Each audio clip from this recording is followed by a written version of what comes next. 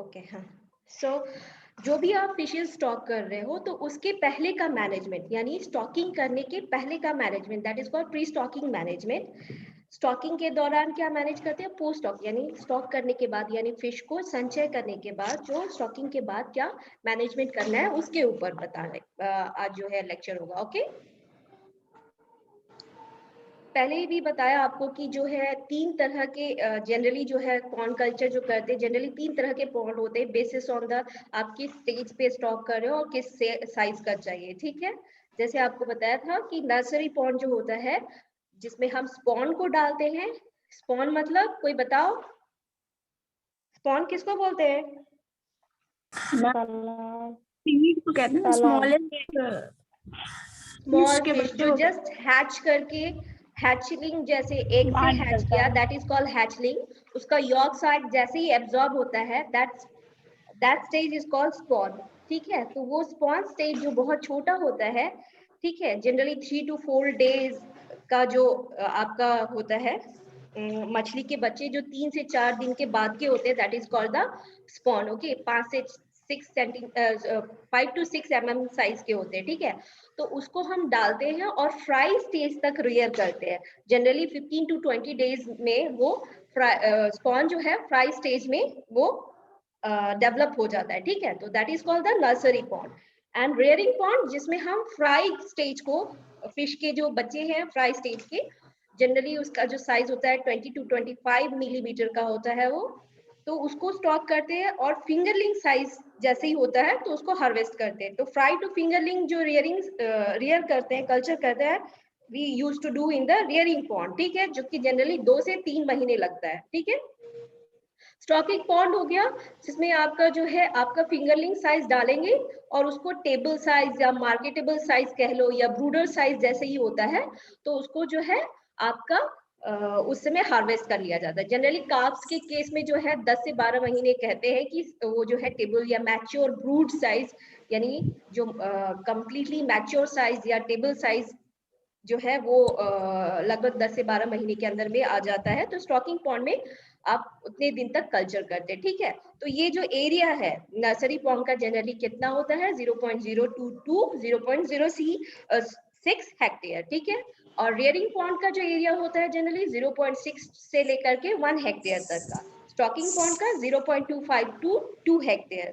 और डेप्थ कैसा होता है नर्सरी का, 1 to 1.5। रेयरिंग पॉन्ड का 1.5 से लेके 2 मीटर तक का होता है और स्टॉकिंग पॉन्ड का 2 से लेके मतलब 2 से लेके 2.5 मीटर तक का उसका डेप्थ होता है। ठीक है, ये हो गए टाइप ऑफ पॉन्ड जिसमें हम कल्चर करेंगे ना, तो उसके टाइप्स के कैसे है। और उसमें भी टाइप्स में बहुत पहले भी आपको पढ़ाया था, अनड्रेनेबल पॉन्ड है, ड्रेनेबल पॉन्ड है, सोर्सेज के बेसिस पे है। एक हो गया seasonal and perennial. Seasonal pond जो आपका सीजनली वाटर अवेलेबल रहे, पेरिनियल यानी लंबे समय उसमें पानी कभी ड्राई नहीं होगा। क्या हो गया मैम, आवाज नहीं आ रही है। अभी भी नहीं आ रही है? हेलो, हाँ मैम अब आ रही है। अब आ रही है, अब आ रही है मैम। ओके, तो आपका सीजनल पॉन्ड मतलब यानी कि सीजन वाइज उसमें पानी रहेगा, थ्रू आउट द ईयर पानी नहीं रहता। पेरिनियल पॉन्ड यानी कि थ्रू आउट द ईयर आपका पानी रहेगा, वो कभी ड्राई नहीं होगा। इस टाइप के पॉन्ड है। ठीक है, ये तो हो गया पॉन्ड के टाइप। इसके पहले भी आपको क्लासेस में बहुत तरह के सोर्सेज के आधार पे जो है टाइप्स ऑफ पॉन्ड पढ़ाया था। ठीक है, तो अब है कि एक मिनट, हाँ, कि आप जब स्टॉकिंग कर रहे हो जो भी नर्सरी, रियरिंग या ग्रो आउट पॉन्ड है, उसमें क्या प्रिपरेशन करना है, क्या मैनेजमेंट करना है। ठीक है, जनरली एक्वाकल्चर क्या कहते हैं, it is the farming of the aquatic organism. ठीक है, farming generally implies intervention in the rearing process to enhance the production. मतलब आपका जो है आप ऐसा क्या उसमें इंटरवेंशन, क्या क्या एक्टिविटीज करोगे, क्या मैनेजमेंट करोगे, क्या प्रिपरेशन करोगे कि आपका जो कल्चर है या फार्मिंग है वो आपके प्रोडक्शन लेवल को और इन्हांस करे और इम्प्रूव करे। ठीक है, तो इसके लिए ही इसी स्ट्रैटेजी को अपनाने के लिए, ताकि जो पॉन्ड का प्रोडक्शन है उसको इन्हांस कर सके, इम्प्रूव कर सके या इंक्रीज कर सके। मैम आवाज नहीं आ रही, सभी की नहीं आ रही है, किसी किसी की नहीं आ रही है। अब आ रही है। आ रही है मैम, आ रही है आ रही है मैम। मैम बीच में इसको नहीं तो आ फिर रही है। एक्चुअली अगर सभी को इशू है तो प्रॉब्लम मेरे तरफ से नहीं है। अगर मेरी आवाज सभी को,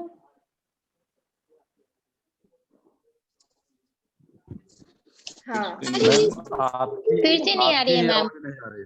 फिर से फिर नहीं से आ नहीं रही आ है। रही है यार, क्या इशू है ये? आवाज नहीं। नहीं आ रही है। अरे ऐसे में कैसे आपकी आवाज में वाइब्रेट कर रही है वो। ग्लिच हो रहा है मैम, ग्लिच आवाज आ रही, ग्लिच हो I don't know. Wait, just a minute. Wait. इसको मिनिमाइज फिर कैसे? Escape हो गया था। Wait.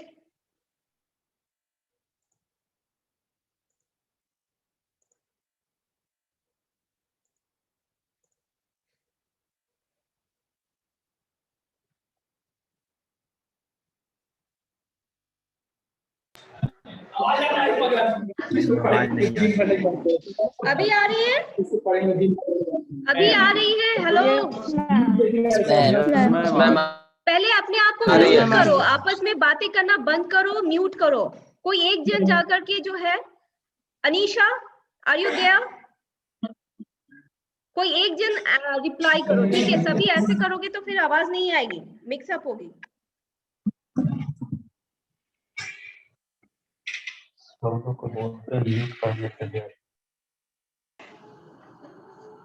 शालू, Shilpi, Manish, Rohit, mute yourself, okay? Yes ma'am. हाँ, तो क्या है कि आपका जो है, अभी आवाज आ रही है? यस मैम आ रही है। ओके, सो जो ये पॉन का प्रोडक्शन है उसको इनहेंस के लिए या इम्प्रूव करने के लिए या इंक्रीज करने के लिए जो है आपका जो है मैनेजमेंट जो है उसको डिवाइड किया गया है, प्रिपरेशन या मैनेजमेंट कह लो। That is called the pre stocking management and post stocking, pre stocking, stocking and post stocking management. यानी स्टॉक करने से पहले का जो मैनेजमेंट है that is called the pre stocking management. Stocking करने के दौरान क्या क्या चीजें ध्यान में रखनी है that is called the stocking management. और स्टॉक करने के बाद का जो मैनेजमेंट है वो that is called the post stocking management. Okay, pre stocking, stocking and post stocking management. अभी आ रही आवाज? Yes ma'am. Okay, and presentation visible हो रहा है? Yes yes ma'am. Okay okay, yes ma'am आ रही। now the pre-stocking management, ठीक है? The pond needs to prepare such that the pond environment provide optimum condition for the growth of the fish. मतलब आपको इस तरीके से अपने पॉन्ड का तैयारी करना है, प्रिपरेशन करना है कि पॉन्ड का जो इन्वायरमेंट है वो ऑप्टिमम जो उसके फिश की ग्रोथ के लिए जो है ऑप्टिमम कंडीशन प्रोवाइड कर सके, ठीक है?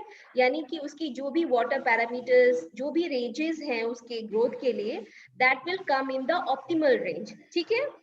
Pond environment should be free from predators. अगर मान लो पुराना जो अगर तालाब यूज करने वाले हो स्टॉकिंग के लिए, अपने कल्चर के लिए, ठीक है, तो उस केस में क्या है कि बहुत सारी प्रीडेटरी फिशेस होंगे, एक्वेटिक वीड्स होंगे, वीड फिशेस होंगे, तो उन सबको फ्री करना होगा पॉन्ड में, मतलब उन सबको हटाना होगा, रिमूव करना होगा, ताकि आपका पॉन्ड का इन्वायरमेंट आपकी जो स्टॉक करने वाली हो फिश उसके लिए अच्छा हो सके, ठीक है? It should be optimum water quality parameters, ठीक है? जो भी आपके वाटर क्वालिटी पैरामीटर्स है that should be in the optimum range. What are the, बताइए कोई आप में से कि वाटर क्वालिटी पैरामीटर्स मतलब क्या समझते हो? पीएच, सैलिनिटी,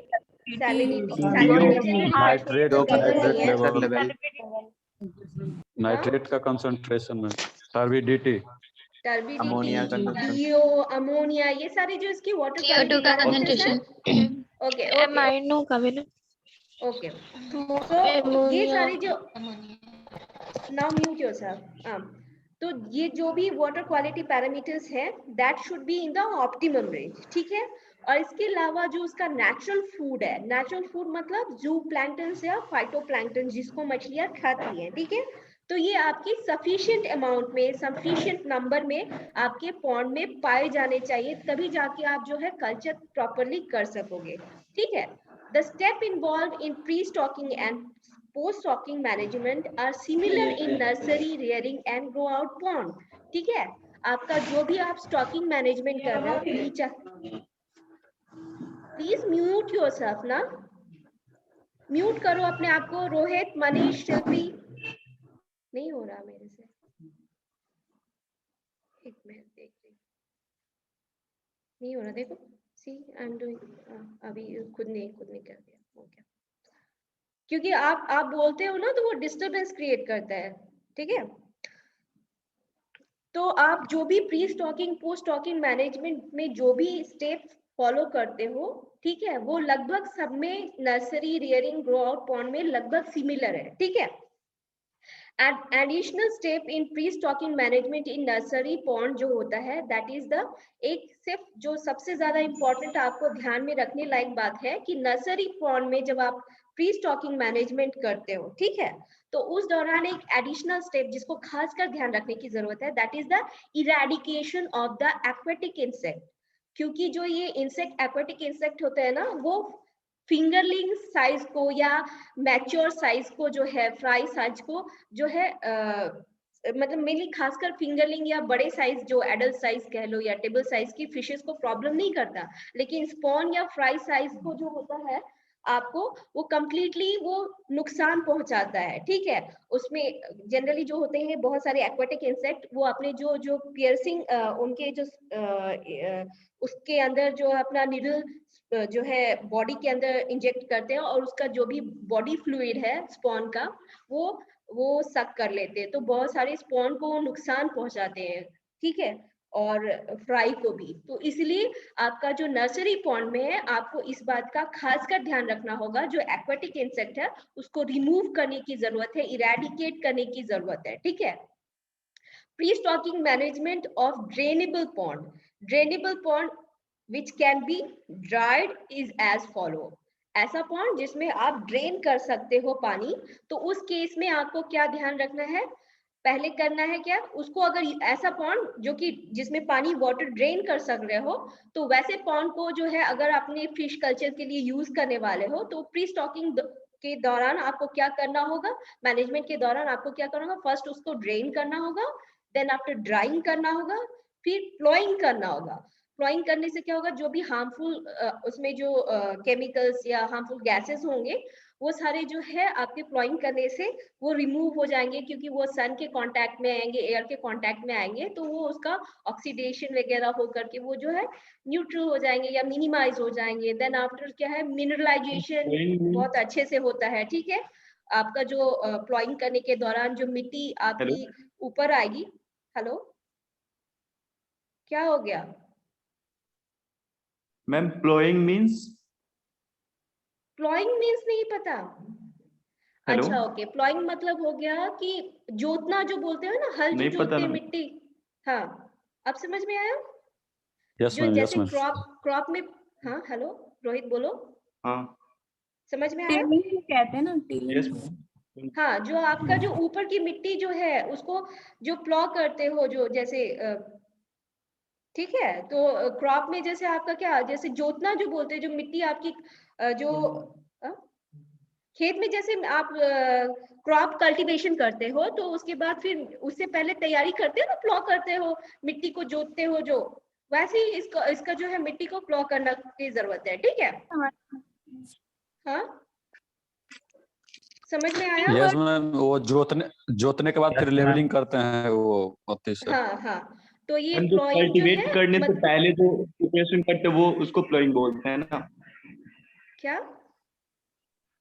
कल्टीवेट करने से पहले जो हाँ प्रिपरेशन हाँ, करते हैं उसको हल प्लोइंग हल बोलते जो जोतते हैं ना, हल जोतते हैं ना मिट्टी में, तो क्या हैं। होता है उससे, क्या होता है, नीचे की मिट्टी ऊपर की तरफ आती है, ठीक है।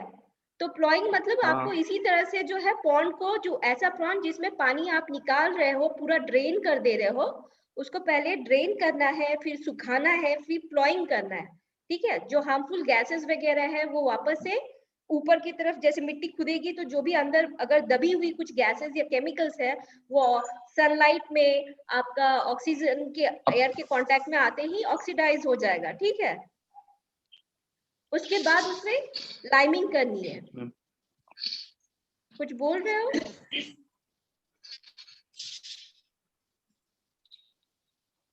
ठीक है, उसके बाद लाइमिंग करनी है, यानी कि आपको जो पॉन्ड है, हेलो, मैम लाइमिंग के लिए तो बहुत सी चीजों को यूज करते हैं ना, पर जब ड्राइंग करते हैं तब कौन सा लाइमिंग के लिए बहुत लाइमिंग सारी चीजों को यूज करते हैं, लेकिन क्वेश्चन साइकिल में बना रहे थे कि जब पॉन्ड ड्राई करते हैं उस वक्त कौन सा लाइमिंग में यूज करते हैं, मतलब कौन ये सा आपको केमिकल। अभी मैं स्टेप बता रही हूँ। लाइमिंग का जब मैं डिस्कस करूंगी ब्रीफ में, देन आपको बताऊंगी कि आपको जैसे कि आपको एग्रीकल्चर लाइम यूज करना है कि क्या कैल्शियम कार्बोनेट यूज करना है कि क्या करना है, ठीक है। That will deal in the next class. अभी जो है पहले स्टेप जान लो, फिर उसको फिर इलैबोरेट करेंगे, ठीक है। Okay ma'am. Okay ma'am. Step by step जाऊंगी ना, पहले चीजें तो जानो कि क्या करते हैं, उसके बाद लाइमिंग में जब डिटेल जाना होगा देन आपको बताऊंगी पीएच के अकॉर्डिंग कितना लाइम करना है, किस टाइप का लाइम यूज करना है। ओके, सो प्लॉइंग करने के बाद जो है आपको चूना डालना है। देन आफ्टर क्या है, चूना डालने के बाद आपको वाटर फिलअप करना है, ठीक है। पानी फिलअप करने के बाद फर्टिलाइजेशन करना है। फर्टिलाइजेशन करने के दौरान आप ऑर्गेनिक मैन्योर, इनऑर्गेनिक फर्टिलाइजर, क्या क्या कितने डोजेज है, ये मैं नेक्स्ट क्लास में जब फर्टिलाइजेशन एक स्टेप बाय स्टेप जाऊंगी तो नेक्स्ट जो स्लाइड्स है उसमें बताऊंगी, आगे के स्लाइड्स में, ठीक है। तो फर्टिलाइजेशन करने की जरूरत है। Perennial undrainable water bodies require the following additional pre-stocking management. Perennial यानी कि आपका वैसा पॉन्ड जिसमें आपका थ्रू आउट द ईयर आपका जो है पानी रहेगा, और वैसा पॉन्ड जो अनड्रेनेबल भी है, मतलब सालों साल उसमें पानी रह रहा है, कभी सूखा नहीं पड़ रहा है और उसका पानी हम निकाल भी नहीं सकते, ठीक है। तो वैसे वाटर बॉडीज को अगर आप कल्चर के लिए यूज करने वाले हो तो उसमें एक एडिशनल प्री स्टॉकिंग मैनेजमेंट क्या ध्यान देने लायक जरूरी है या मैनेजमेंट करने की जरूरत है। कंट्रोल ऑफ एक्वेटिक वेट्स, ठीक है, क्योंकि वो काफी सालों से पानी उसमें थ्रू आउट द ईयर है, तो उसमें क्या होगा, आपके डेफिनेटली एक्वेटिक वेट्स वगैरह जो है आपको बहुत सारे ऐसे अनवांटेड प्लांट्स वगैरह होंगे जो उसमें पाए जाएंगे, तो उनको हटाने की जरूरत है। बहुत सारे वीड फिशेज या प्रीडेटरी फिशेज हैं या एनिमल्स हैं, उनको हटाने या रिमूव करने की जरूरत है। वीड फिशेज मतलब किसी को पता है? प्रेडेटरी फिशेस मैम, सिंघी और गोबू होता है। वो नहीं, weed fishes. What weed do you fishes mean by weed जो हम लोग के मैम मैम जो हम लोग के शक्कर fish ma'am. Hello no, I am not asking the example. Weed fish मतलब क्या समझते हो? जो अनवांटेड अनवांटेड मॉस्किटो लार्वा, जो हम लोग नहीं चाहते थे कि उसमें हो। हाँ, मतलब वीड फिशेस मतलब कंप्लीटली अनवांटेड फिश जो कि कॉमर्शियली इंपॉर्टेंट नहीं है, ठीक है। और वैसे फिशेस जो है आपका जो है या प्रीडेटरी फिशेस जो आपकी, हाँ बोलो। लार्वासाइडल फिशेज, हाँ, लार्वासाइडल मेनली वो दैट इज डिफरेंट थिंग। यहाँ पे वीड फिशेस का मतलब हो गया प्रेडेटरी हो गया ना मैम, वो तो प्रेडेटरी हो गया। हाँ, प्रीडेटरी फिशेस हो गया। मैम वेट, मैं यहाँ पे आपसे पूछ रही थी वीड फिशेस। वीड फिशेस का मतलब हो गया those fishes and that is different from the predatory fishes. Weed fishes are those fishes which are unwanted. Predatory fishes मतलब जो आपकी जो जिस भी फिशेस को ग्रो कर रहे हो, ठीक है, उसको नुकसान पहुंचाती है, उसको खा जाती है। लेकिन वीड फिशेस क्या होती है, उसको खाती नहीं है लेकिन फिर भी नुकसान पहुंचाती है। कैसे? उस कंपटीशन देती है। कंपटीशन न्यूट्रिशन के लिए, स्पेस फूड। उसके बाद श्योर बोलना, ठीक है, वरना वो इंटरप्ट हो जा रहा है। आपकी आवाज नहीं आ रही है और मेरी आवाज एक साथ कोलाइड हो जा रही है। तो जो वीड आपकी फिशेस है वो क्या करेगी, आपकी जो जिस भी फिश को आप कल्चर करने वाले हो उसके साथ कंपटीशन क्रिएट करेगी। आपको फूड उसके फूड को खाएगी, उसका स्पेस यूज करेगी, ठीक है, तो उसको उसका जो ग्रोथ है उसको इफेक्ट करेगी। तो उस टाइप की फिशेस को हटाना जरूरी है, ठीक है। Nursery pond required eradication of aquatic insects as an additional pre-stocking management measure. इसको पहले भी बताया है कि ये बहुत इंपॉर्टेंट है। नर्सरी जो आपका पॉन्ड है उसमें जो है एक्वेटिक इंसेक्ट को हटाना बहुत जरूरी है, क्योंकि जो एक्वेटिक इंसेक्ट है वो आपके स्पॉन या फ्राई को जो है नुकसान पहुंचाती है। तो उसमें इसको ध्यान देना बहुत जरूरी है। इंसेक्ट्स अगर है तो उनको रिमूव करने की बहुत ही जरूरत है, ठीक है।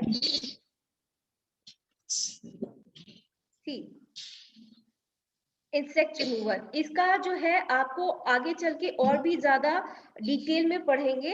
These are the some important और यू कैन से दैट कि common aquatic insects which you will find in the pond. Okay, ये कुछ इंसेक्ट्स हैं जो कि कॉमनली आपको अवेलेबल होते हैं, पाए जाते हैं आपके जो पॉन्ड वगैरह में। नेपा, रेनेट्रा, एनिसोप्स बोवेरी, नोटोनेक्टा, साइडिस्टर, गेरिंग, ये सब कुछ एक्वेटिक इंसेक्ट्स हैं, ठीक है। तो ये सब जो है क्या करते हैं, खासकर आपके स्पॉन या फ्राई को बहुत नुकसान पहुंचाते हैं, तो इनको हटाने की जरूरत है। तो इनको हटाया कैसे जा सकता है?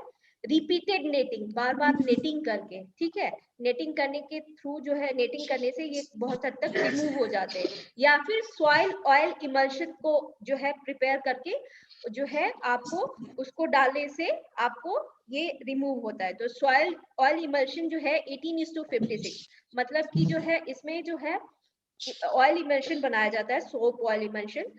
केरोसिन जो है वो भी इसका जो है 18:56 का रेशियो है। ये मैं और डिटेल में नेक्स्ट क्लास में जो है वो बताऊंगी, ठीक है।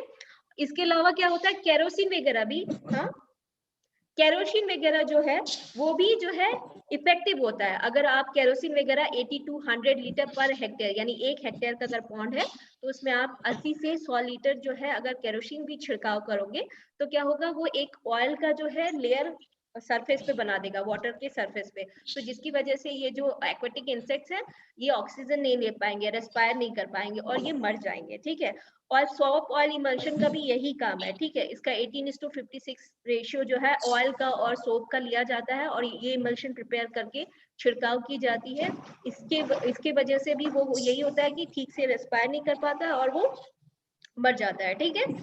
Emulsion has to be applied during the calm day. ये जो सॉइल ऑयल इमल्शन है ना, ये आपको जो है कंप्लीटली ड्यूरिंग काम डेज, मतलब ऐसा ना हो कि बहुत ज्यादा धूप हो, वेदर जो हो उस समय बहुत ही कूल एंड काम हो, ठीक है, हल्का सा विंड एक्शन वगैरह हो, तो आपका उस समय ये छिड़काव करना सही माना गया है। 12 to 24 hours prior to the introduction of spawn, यानी कि जिस दिन आप स्पॉन को स्टॉकिंग करने वाले हो, ठीक है, डालने वाले हो, उससे 12 से 24 घंटा पहले आपको ये इमल्शन का छिड़काव करना होगा, ताकि जो भी अगर इंसेक्ट है उसमें वो मर जाएंगे, ठीक है। नाउ ये जो था इंसेक्ट का रिमूवल का था। इसके बाद जो है आप जो ड्रेनिंग, ड्राइंग एंड प्लॉइंग, लैमिंग करेंगे उसका स्टेप बाय स्टेप मैं यहाँ पे डिस्कस करूंगी। Draining and drying, pond need to be drain और dry before culture operation begin, यानी कि कल्चर करने से पहले जो है आपको वैसे पॉन्ड जो ड्रेनेबल है उसको ड्रेन करने की जरूरत है, ड्राई करने की जरूरत है, ठीक है। तो ड्राइंग करने से होगा क्या, एक्चुअली ड्राइंग करने से ये ड्राइंग फैसिलिटी क्या करेगी, जो भी उसमें ऑर्गेनिक मैटर है, ठीक है, उसका ऑक्सीडेशन होगा। जो भी टॉक्सिक गैसेस हैं जैसे अमोनिया, हाइड्रोजन सल्फाइड वगैरह जो है उसकी डीगैसिंग होगी, वो धीरे धीरे जो है ये रिमूव हो जाएगा, ठीक है। इसका जो टॉक्सिकनेस है वो डिक्रीज हो जाएगा, ठीक है।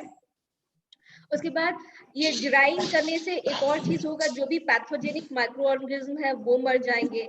प्रीडेटरी या मीट फिशेस अगर उसमें होंगे तो ड्राइंग करने से ये भी मर जाएंगे, फिर एक्वाटिक प्लांट्स भी मर जाएंगे। तो ये सारी चीजें प्लस पॉइंट होती है अगर आप ड्राइंग कर रहे हो, ठीक है।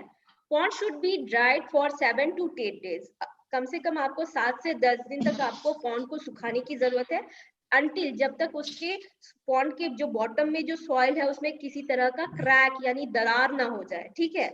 विथ क्लेई सॉइल, अगर वो क्लेई सॉइल है तो उसमें तो क्रैक आराम से मिल जाएगा, लेकिन सैंडी सॉइल है तो उस केस में कैसा होगा, क्रैक तो पड़ेगा नहीं। तो उसको जो है 7 से 10 दिन तक, कम से कम इतने दिन तक ड्राई करो कि उसका जो है सॉइल जो है soil support a person and footprint do not form on the soil, मतलब सैंडी सॉइल अगर है तो इतने दिन तक उस मतलब ऐसा ड्राई करना है 7 से 10 दिन तक के अंदर में जनरली हो जाता है।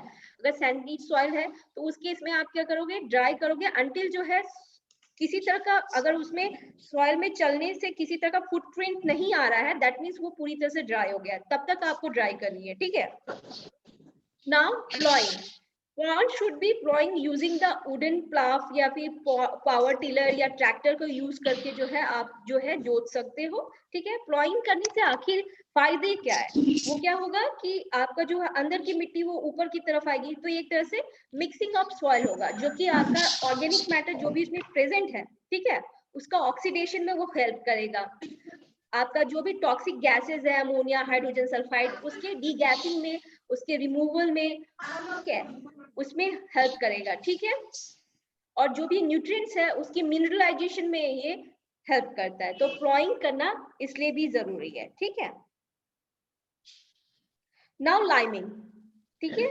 The productivity of fish pond depend upon the soil quality. Obviously आप पॉन्ड का सॉइल क्वालिटी क्या है उसी के ऊपर पॉन्ड की प्रोडक्टिविटी डिपेंड करती है कि कितना प्रोडक्ट मतलब प्रोडक्शन रहेगा। अगर वो सॉइल बहुत ही फर्टाइल है, क्योंकि आपको इसी सॉइल के थ्रू जो है न्यूट्रिएंट्स सारे रिलीज होंगे, पानी जैसे ही डालोगे यही सॉइल तो न्यूट्रिएंट्स रिलीज करेंगे, इसी न्यूट्रिएंट्स को यूटिलाइज करके प्लैंक्टन्स वगैरह जो है, जू प्लैंक्टन्स, फाइटोप्लैंक्टन्स अपना खाना प्रिपेयर करेंगे, फिर जू प्लैंक्टन्स डेवलप होगा। तो कंप्लीटली सब कुछ तो सॉइल के, पॉन्ड के सॉइल के ऊपर ही डिपेंड करता है।